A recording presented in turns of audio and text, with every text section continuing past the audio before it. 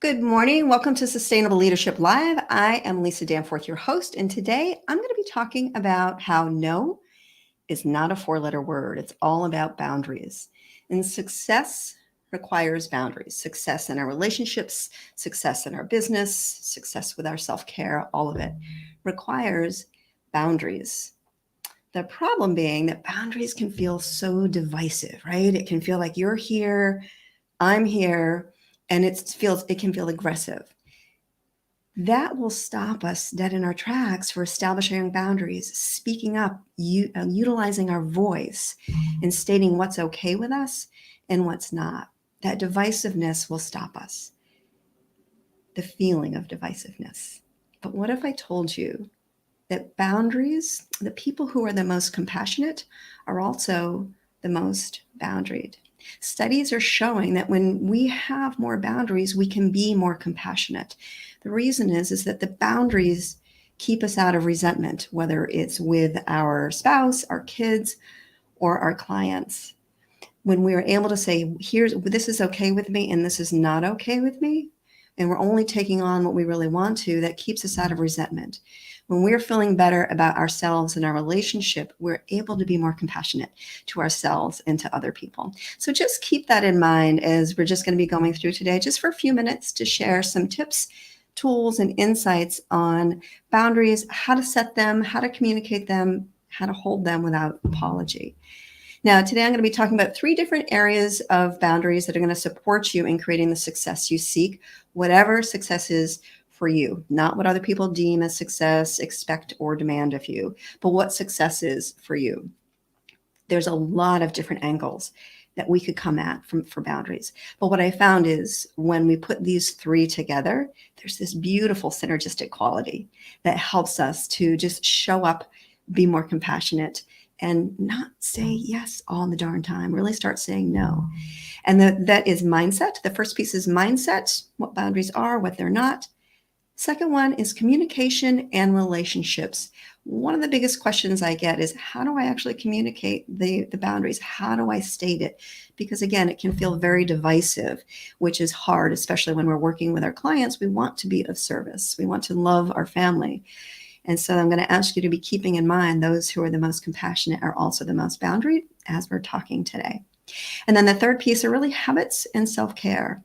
Self-care is a complete requirement for the success we seek, the boundaries that we want, and the freedom that we're craving. So I say, let's jump in and just start talking about the mindset of boundaries, what they are and what they're not.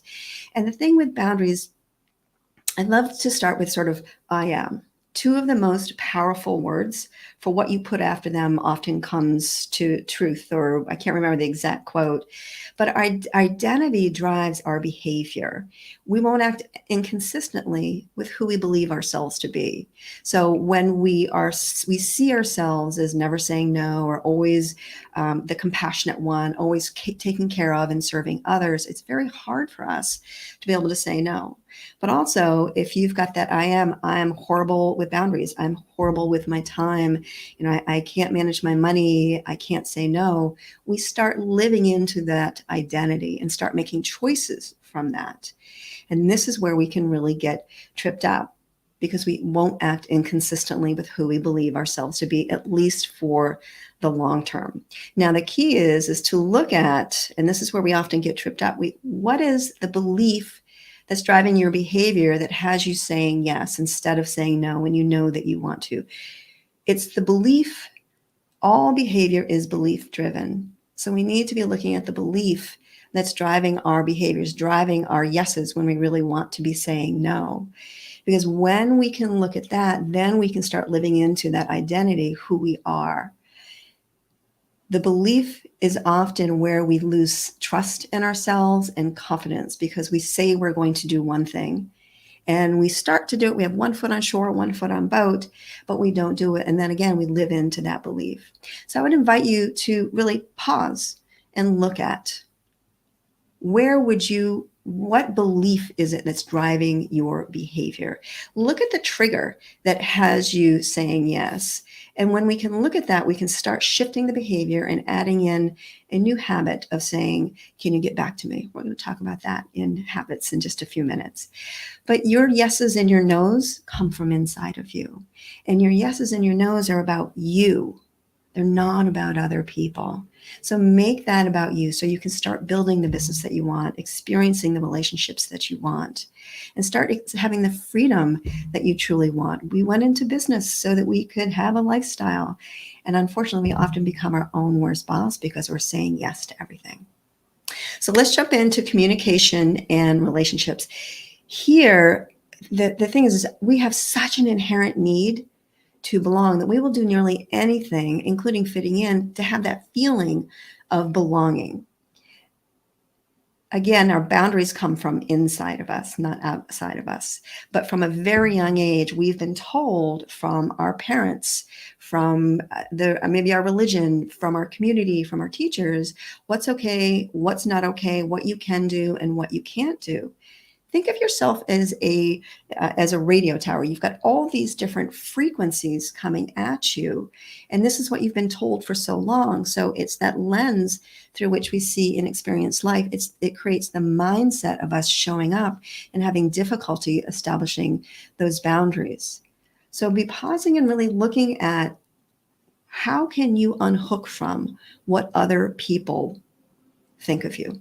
This is often what trips us up. We have a fear of what someone else might think. We have a fear what someone might possibly be thinking, or a fear of failure. When we can unhook from what other people think, we can establish what it is that we want. We can establish those boundaries, and we can get into action, into aligned action. I have a few tips for you, for those of us who struggle with boundaries. And first, give the gift of transparency. If you've always shown up in a way with your clients, maybe with a spouse or with friends, give the gift of transparency and let them know, hey, I know that I've always done X, Y, or Z, but it's no longer working for me. And I'm finding that I'm feeling resentful, and I don't want to feel resentful. You're important enough to me to have this conversation. So give the gift of transparency instead of just saying, I'm not going to do it anymore, because then they'll know where you're coming from and they'll be more apt to honor the changes. If they're not, I dubbed this term the toddler effect. You know, that toddler in the grocery store that knows exactly what pitch to hit to get the parent to give them the candy bar and the bag of chips and whatnot. The people around us are very similar, whether it's conscious or unconscious. They'll know the snide remark, the dismissal, the huff, or the ignoring that will get us to become uncomfortable enough to get back into place and start doing those things the way that we've always done them, that we no longer want to do. So be aware of that toddler effect. If someone is pushing you, if someone says, if they ask you a question, you've always said yes in the past, here's something that I recommend that you say. And it's, can you get back to me on that in a couple of days? I need a couple of days to make sure that I can look at my calendar and have enough time to commit to what you're asking me to commit to. It can be something big, it can be something small, but what this does is it gives you enough space, enough distance for you to pause and be able to look at, do I actually want to say yes to this or say no to this? And if they push you, because you have often said yes, it is to say, if you need an answer right now, then I'm afraid it's going to need to be no. That gives them the onus of the responsibility of you saying no. You've asked for the space, they're saying no, then that's okay for you to say no, right? So there are some communication tips and tools that allow us to unhook from what other people think, own our boundaries, own what's important to us and our priorities, and be very respectful.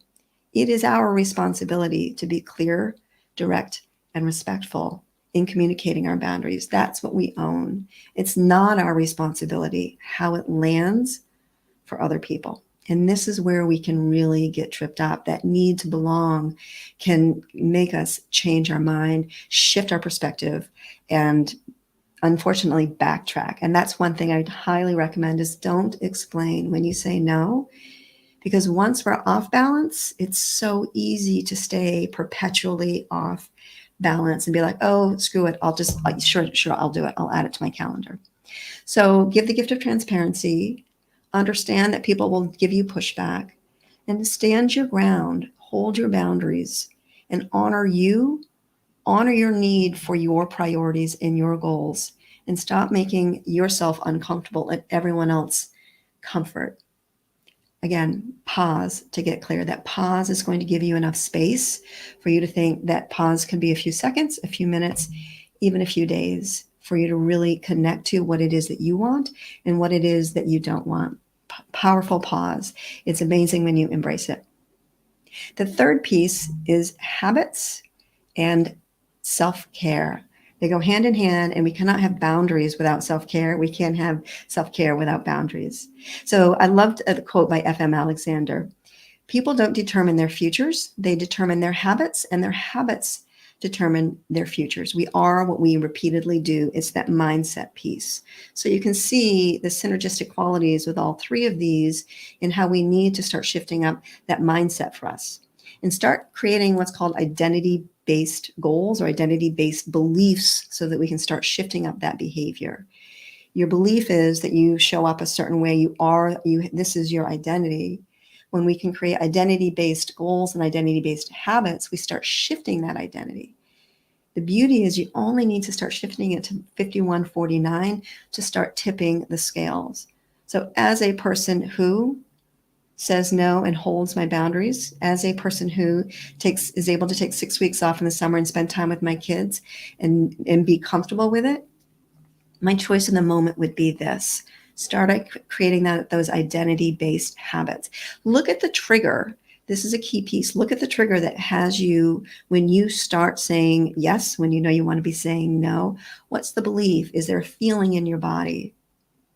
Because that self-care is key, and our bodies teach us. Our bodies will tell us when we're stepping over our boundaries. Our bodies will give us signs and signals of when we are stepping over our boundaries or doing something that we don't want to do or not implementing self-care. Be looking at, do your shoulders go up? I know for me, my stomach flips or my shoulders start going up around my ears when I'm ignoring my self-care, when I'm not implementing the habits that support me to live and lead a sustainable life. When we feel better, we do better, physically, emotionally, and financially. So start creating those habits that allow you to pause and state what you want, what you will do, and what you won't do. And the habits to create that time for self-care so that you can show up fully when you are focusing on what it is that you want, whether it's a relationship, a business, whatever it may be. That self-care is going to be absolutely important. The key is, again, pausing, taking space to say, is what I'm saying yes to creating more of what I want? Or is it taking me off my target, off my goal? Is it adding to my health, spiritual, emotional, financial, physical health? Or is it moving me off my goal? Super, super important. That pause is going to be your friend, I promise you. And I just want to finish with a quote by Viktor Frankl, one of my absolute favorite quotes. And he says, between stimulus and response, there is a space. In that space is our power to choose our response. And in our response lies our growth and our freedom. I would invite you to choose your growth and your freedom. Choose that space. Get clear on what you want and how you go about getting it. Success requires more no's than yeses so that you can truly focus on what's important to you and who's important to you. I'd love to know, what one boundary do you have inside of you that you want to get out, that you've been struggling with, and what's one thing that you can do to start moving towards that? I would love to know if you're willing to post in the comments. If you're watching the replay, please type #replay. And if you struggle with boundaries, let's jump on a call, DM me, and I'm more than happy to help you with a conversation around boundaries to really start creating the life, the success, and the relationships that are going to support you in creating more of what you want and less of what you don't. It is definitely time to walk, not run all day long. Thanks so much for joining me. I really appreciate it. I hope you have a fantastic day, and I will pop into the comments and answer any that you might have if you are on the replay. Take care.